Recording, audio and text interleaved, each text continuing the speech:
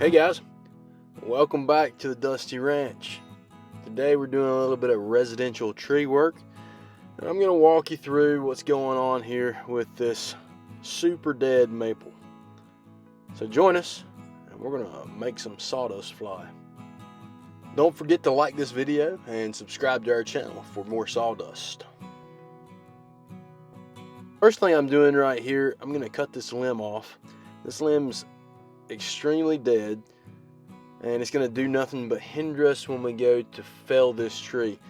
So as you'll see in just a moment, we've got the house to my left where that branch is sticking out towards, and I would hate for when we fell this thing, that branch to catch and toss this thing one direction or the other. So we just go ahead and get rid of it. It wasn't a painful situation, took all of 10 seconds. But you can see here I've got my pull rope and throw ball, and then this maple tree is just, it was really probably in need of removal last season, possibly even the season before that. But here we are today, and we are going to take it down. Hey guys, if you have any questions or concerns as we cut this thing down, drop them in the comment section.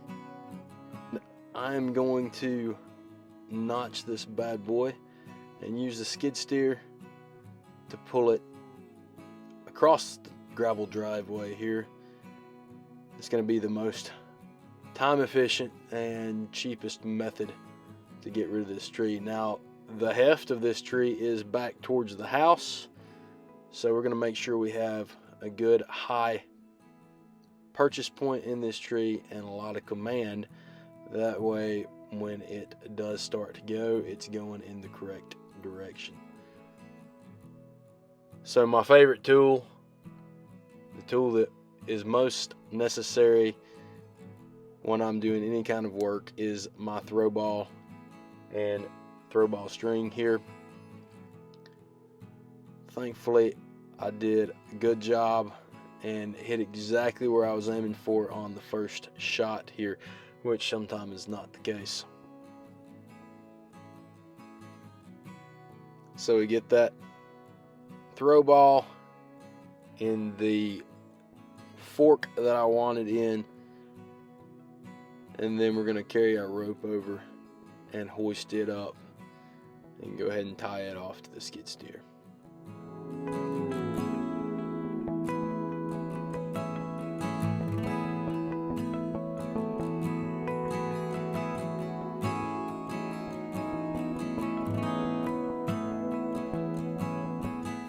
Now this is a pretty great rope I've got here. This is a Samson, and I really like their bull ropes. Got a nice feel in the hand, and for the size that they are, they're super strong. I haven't run into anything yet that I couldn't use it for.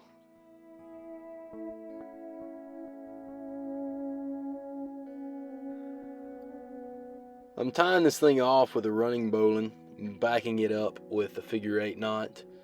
That's one of my favorite ways to tie things off. That running bowline just cinches up nice and tight, and it's super easy to untie when the time comes, even after you put a fair bit of pressure on it. You watch this limb break out right here. So that limb, of course, it just came down about 3 feet and then fell off my rope.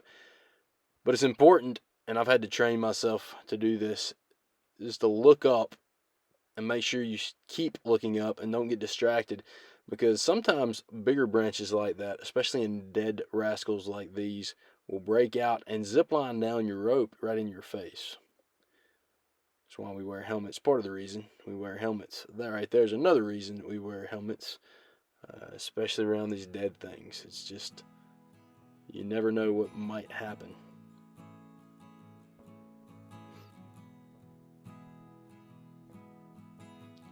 So I've put a fair bit of pressure on it with the skid steer, getting a good command over it. Like I said, there's a fair bit of weight towards the house and backwards on this particular tree.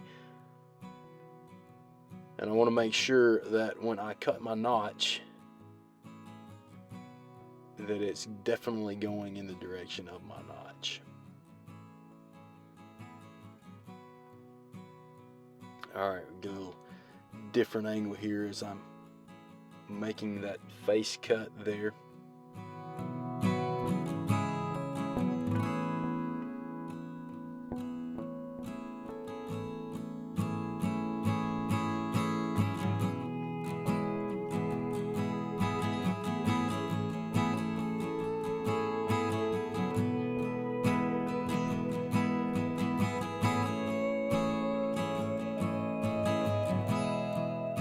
Of course, I had my GoPro on.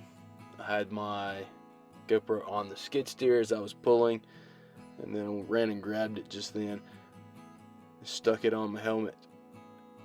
And of course, because you can't see your GoPro, something happened and the SD card got corrupted in the middle of my cut, so I didn't get any great YouTube footage off of my GoPro this time, but we got some pretty cool aerial photos of this tree coming down. So I guess you take what you can get, and we got some decent angle photos, pictures / videos of this tree coming down.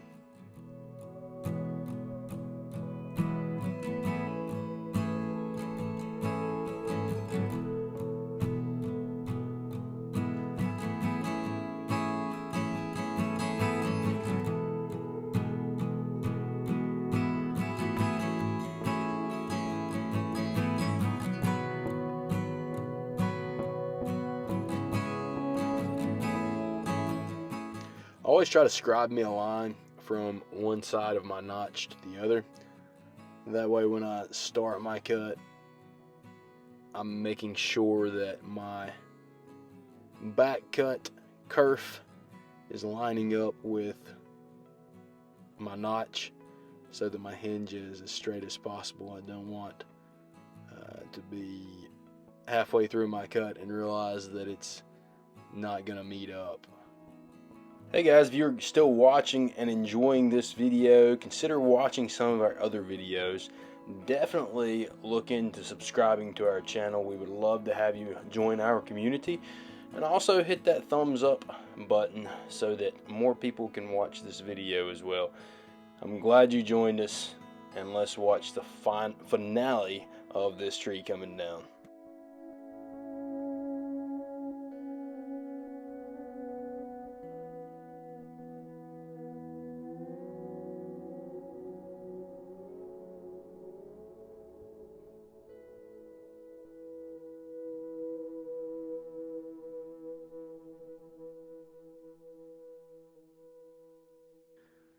And then the moment that we're waiting for,